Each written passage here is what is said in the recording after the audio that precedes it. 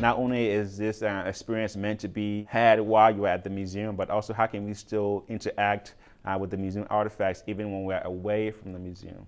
Hello, my name is Shadrick. I am a designer and educator. I'm also a visiting assistant professor at OSU, where I teach classes in the Department of Design and also ACCAD.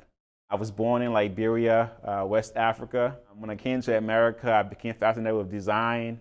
I just saw the potential that design can have in making society better for other people. And at that same time, I also got introduced to virtual and augmented reality. And I just saw it as a fascinating technology that allows to relive, history, to be able to go back in time and actually feel present in those historic events.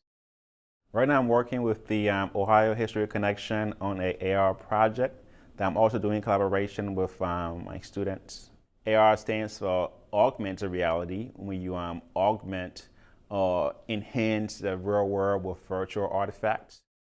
We are focused on 4 specific locations within the Ohio History Village. One is the pharmacy. They have an interpreter in there that kind of show you how to make medication from the past. We are trying to recreate that whole experience using AR, so you can kind of use your phone to kind of go through that sequence of making your own medication. And then for the barbershop, we are exploring ways in which you can be able to visualize different hairstyles from back in the day. And then we have the blacksmith shop, where we kind of want you to go through that process of crafting your own tools. And in the lustrum home, just kind of want you to be able to interact with the artifact in the home in a more meaningful way. So the next step of the project is to create a proposal that will pretty much paint a picture of how we can combine all the different applications or prototypes of experiences into one mobile application, and also how we can implement this within the museum in a more systematic way. I'm kind of like the project manager. I synthesize information from the museum to the students, and the other way too, from the students to the museum.